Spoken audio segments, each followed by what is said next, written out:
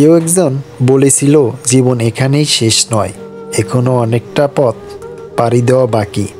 জীবনের চলার পথে অনেক বিপদের সম্মুখীন হতে হয়, কিন্তু আমরা সব বিপদকে পিছনে ফেলে হেঁটে চলে আমাদের গন্তব্যের পথে। জীবন খারাপ সময় থাকে, আবার ভালো সময়টাও থাকে, এইসব নিয়েই আমাদের জীবন। আমি আকাশ মাহমুদ, বাবা মায়ের অতি আদরের সন্তান। জীবনে এমন কিছু নেই যা আমি আমার পরিবার থেকে চেয়ে পাইনি, সব দিয়েছেন তারা। তারা আমার সুখে দুঃখে সবসময় পাশে ছিলেন, আছে এবং থাকবেন। মধ্যবিত্ত পরিবারের ছেলে আমি, তাই চাওয়া পাওয়াগুলো ছিল আমার তেমনি। আজ আমার বিয়ে, তবে বিয়েতে আমি রাজি কিনা এখনও তা নিয়ে আমি কনফিউজ। আম্মুর মুখ থেকে বিয়ের কথা শুনতে শুনতে কান দুটো আমার চালাপালা হয়ে গেছে। এমন কোনো দিন নেই যেদিন আম্মু বলে নাই বিয়ের কথা। এই তো পরশু রাতে খেতে বসলাম, আম্মু আবার একই কথা বলছে। আম্মু প্লিজ আমারে মাফ করে দাও, আমাকে একটু নিজের মতো থাকতে দাও। তোমার এই একই কথা শুনতে শুনতে আমি পাগল হয়ে যাব। প্লিজ আম্মু, আমি এখনই বিয়ে করতে পারবো না। আম্মু, তুই কি চাস আমি আমার ইচ্ছেগুলোকে নিয়েই কবরে যাই? আম্মু কি বলছো এইসব? কিসের মধ্যে তুমি কি বলছো? আম্মু, আমি ঠিকই বলছি, বয়স তো আর আমাদের কম হলো না। তোর বিয়ে দিয়ে তোর ছেলে মেয়ের সাথে দুষ্টামি না করেই আমি মরতে পারবো না। আম্মু এইসব কেমন কথা আবার?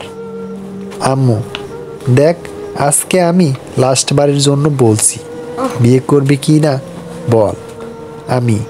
ধন্যবাদ আম্মু, আজকেই যেন লাস্ট বার হয়। আর আজকেও আমি একই কথা বলবো, আমি বিয়ে করতে পারবো না। আমার মনে হয় তুমি আর আমাকে এই বিয়ে নিয়ে প্রেশার দিতে পারবে না। আম্মু, হ্যাঁ, আর দেব না তো। আজকে লাস্ট না জিজ্ঞেস করার ছিল, কারণ আজকে আমার কথায় যদি রাজি না হস তাহলে আমি এই বাড়ি ছেড়েই চলে যাব, আর খুঁজেও পাবি না।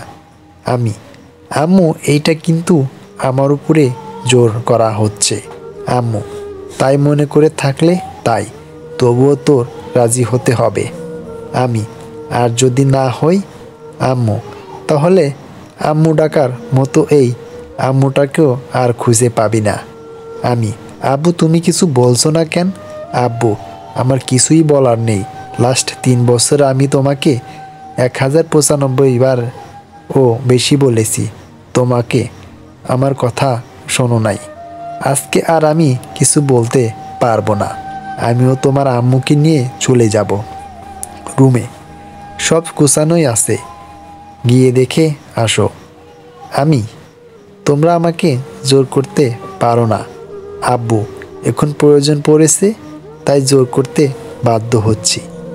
তাহলে এটাই তোমাদের চূড়ান্ত সিদ্ধান্ত?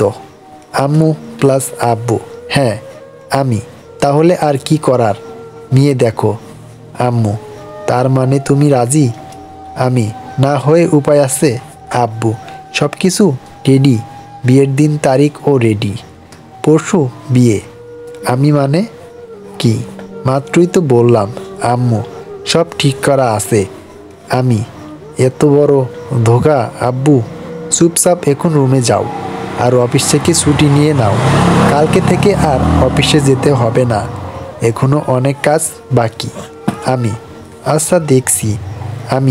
অফিস থেকে ছুটি নিয়ে নিলাম আর বসকে ইনভাইট করলাম।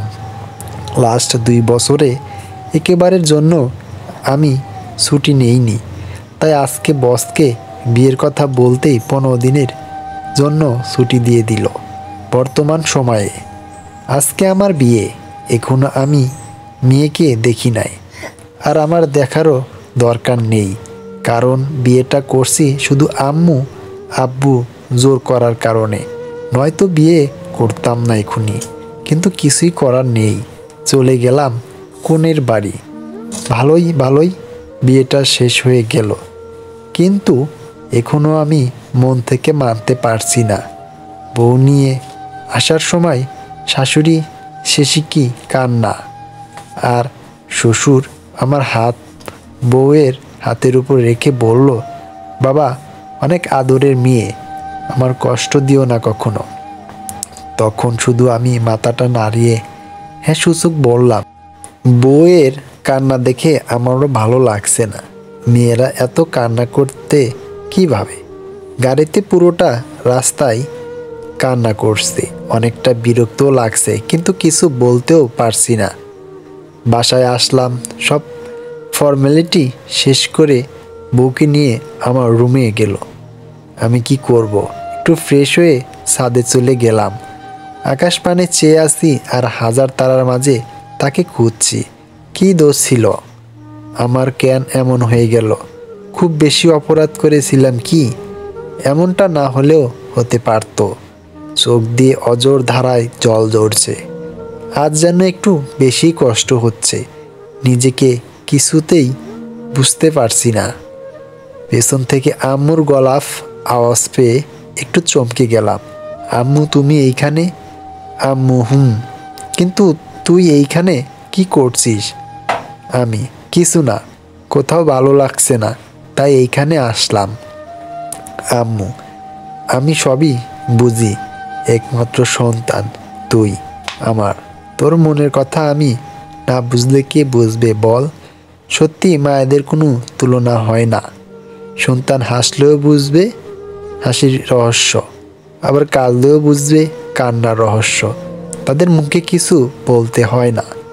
আমি না আম্মু তেমন কিছু না, এমনি আসলাম। কথাটা একটু লুকানোর চেষ্টা করলাম, কিন্তু লাভ হলো না। আম্মু আমি তোর পেটে ছিলাম না, তুই আমার পেটে ছিলি, তোর সব কথাই বুঝি। কেন তুই এতদিন বিয়েতে রাজি হস নাই? কেন তোর মন খারাপ থাকতো? আর কেনই বা তুই এইখানে দাঁড়িয়ে আসিস? আম্মু দেখ বাবা, যা হবার ছিল না তা কখনো হতো না, আর আজ যা হলো সেটা তোর ভাগ্যে ছিল। ভাগ্যকে তুই কখনোই হারাতে পারবি না। যা ছিল তাই হবে। এখন থেকে সব ভুলে নতুন করে শুরু কর, দেখবি তুই অনেক সুখী হবি। আম্মু একটা কথা মনে রাখবি, যেটা হারিয়েছিস সেটা ছিল তোর অতীত, আর এখন যেটা আছে তা তোর বর্তমান এবং ভবিষ্যৎ। তাই আগের কথা মনে রেখে বর্তমান এবং ভবিষ্যৎকে নষ্ট করিস না। আমি আম্মু যা বাবা রুমে যা। এখানে আম্মুকে বলার মতো আমার কোনো কথাই নেই। হ্যাঁ আম্মু ঠিকই বলেছে, সেটা ছিল আমার অতীত, কিন্তু এত সহজে আমার অতীতকে মুছে ফেলতে পারবো না। হোক সেটা খারাপ, তবুও আমি পারবো না। তাই আম্মুর সাথে আর কথা না বাড়িয়ে রুমে চলে গেলাম। রুমে ঢুকতেই দেখি মেয়েটা খাটের মাঝখানে বসে আছে, ইয়া বড় একটা ঘোমটা দিয়ে। আমি কিছুই না বলে ওয়াশরুমে চলে গেলাম। এতে হয়তো মেয়েটাও একটু অবাক হয়েছে। কিছুই করার নেই, ফ্রেশ হয়ে বের হয়ে সোফায় শুয়ে পড়লাম। বেশ কিছুক্ষণ পরে মেয়েটা উঠে এসে আমার পাশে দাঁড়ালো। আমি কিছু বলবেন? মেয়েটা আমি বলুন। মেয়েটা আপনি এইখানে শুয়ে আছেন কেন? আমি আমার মন চাইলো তাই। আপনার কি কোনো প্রবলেম হচ্ছে? মেয়েটা না, সেটা না। আপনি এইখানে আর আমি খাটে, আপনি কি খাটে শুবেন না? আমি না। মেয়েটা কেন? আমি বলছি তাই। যান আপনি শুয়ে পড়ুন।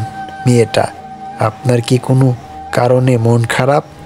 আমি হলে আপনি কি করবেন? মেয়েটা আপনি এইভাবে কথা বলছেন কেন? আপনি খাটে ঘুমান। আমি বললাম তো আমি এইখানেই শুব। মেয়েটা কিন্তু কেন? আমি কারোর সাথে বেড শেয়ার করতে পারি না, তাই। মেয়েটা সমস্যা নেই, আপনি উপরে ঘুমান, আমি নিচে ঘুমাচ্ছি। আমি এত বেশি বোঝেন কেন? আমি কি আপনাকে বলেছি আপনি নিচে ঘুমান? একটু জোরেই বললাম মেয়েটা। না। আমি, তাহলে চুপচাপ গিয়ে শুয়ে পড়ুন। আর হ্যাঁ, কিছু তো খাওয়া হয় নাই মনে হয়, টেবিলে দেখুন খাবার রাখা আছে, খেয়ে নিন। মেয়েটা, আমার ক্ষুধা নেই। আমি, না থাকলে নাই, এখন গিয়ে শুয়ে পড়ুন। আর কিছুই বললাম না, ঘুমিয়ে পড়লাম। মেয়েটা তখনও দাঁড়িয়ে আছে। সকালে ঘুমিয়েছিলাম, তখন কেউ একজন ডাকছিল আমাকে। উঠে থেকে একটা মেয়ে ফ্লোরে বসে আমাকে ডাকছে। আমি, এই আপনি এইখানে কি করছেন? আমার রুমে। মেয়েটা, কেন? আমার তো এইখানেই থাকার কথা। আমি, কালকের কথা মনে করলাম। ও শিট, কালকে তো আমি বিয়ে করলাম। ও আপনি ডাকছেন কেন?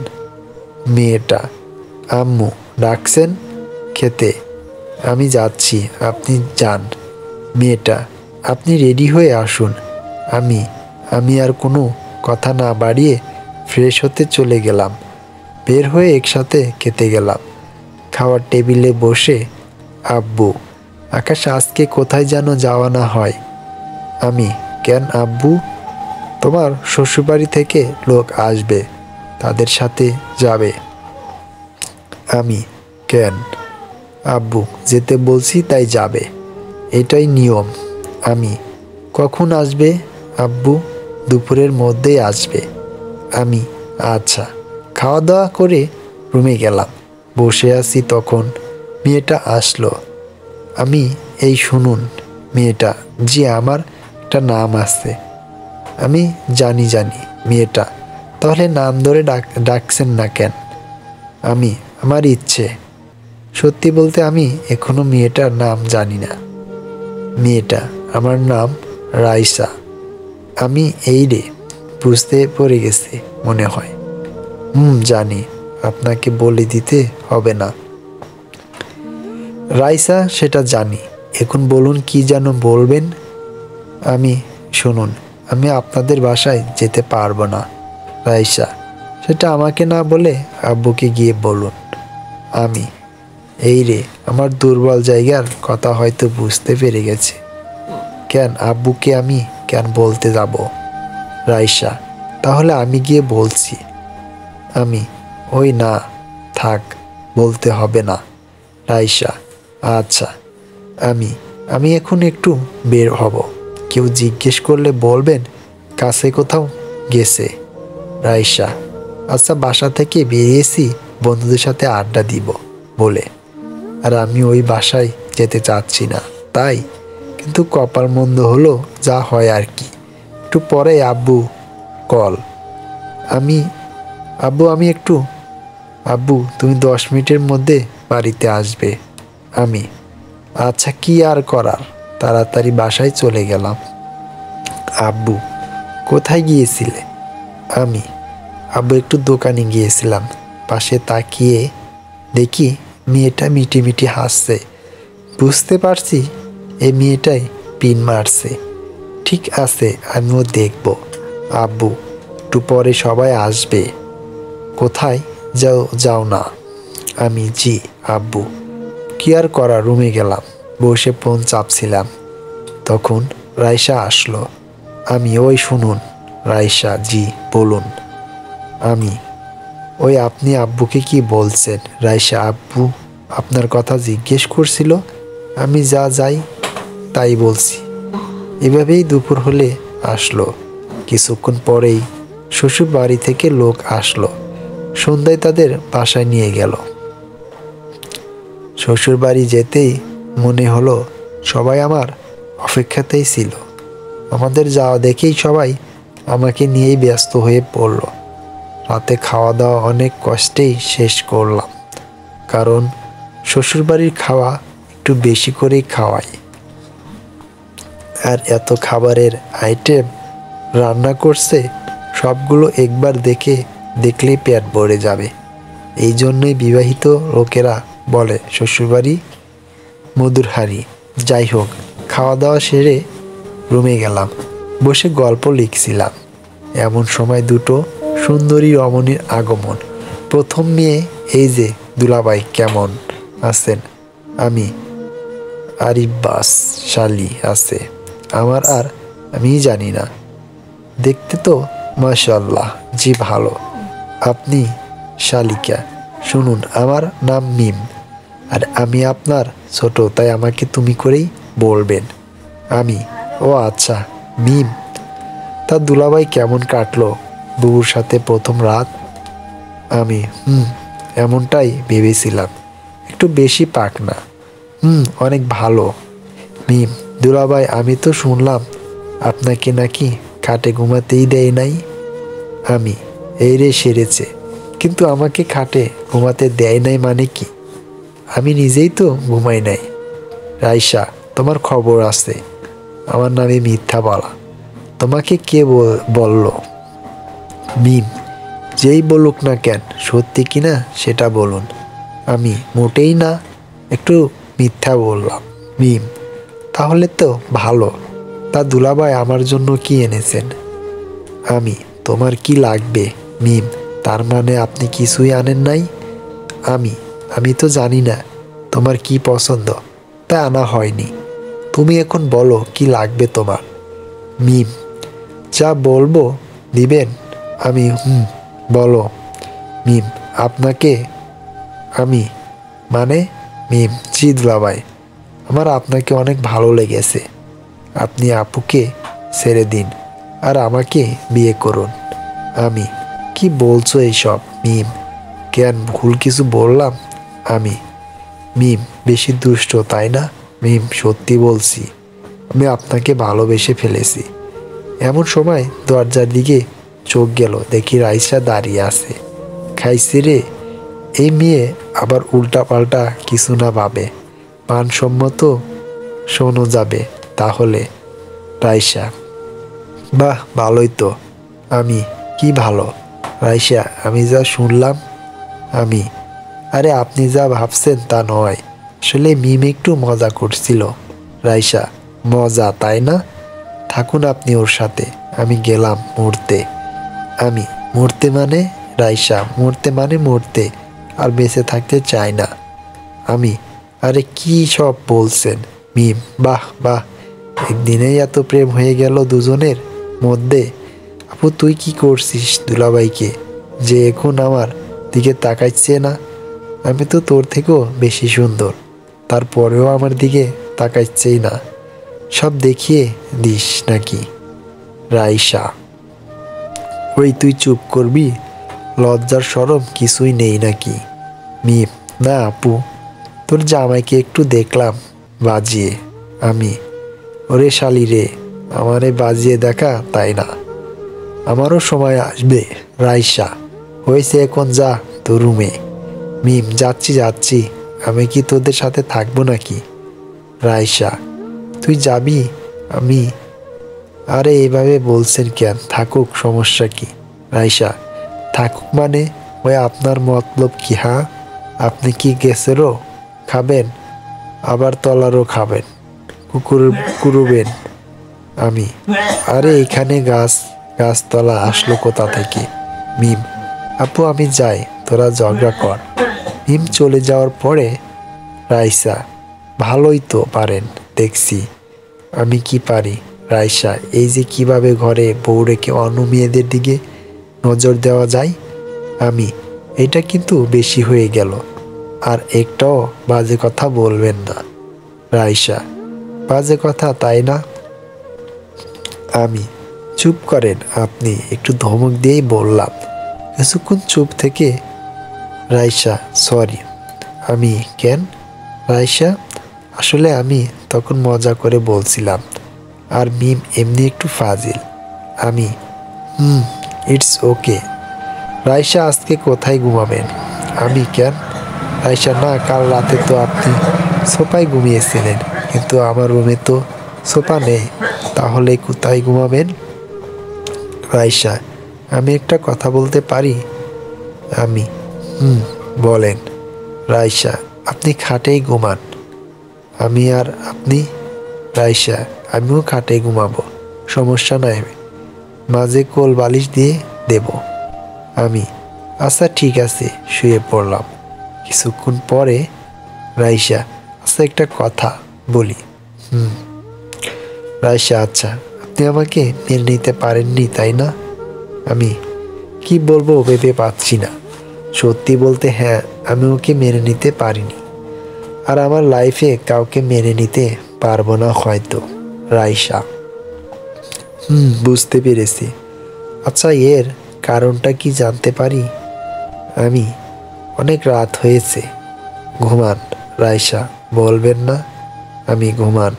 আর কিছু বলল না। অনেকক্ষণ পরে এখন হয়তো রাইসা ঘুমিয়ে পড়েছে। আমার ঘুমটা নষ্ট করে চলবে।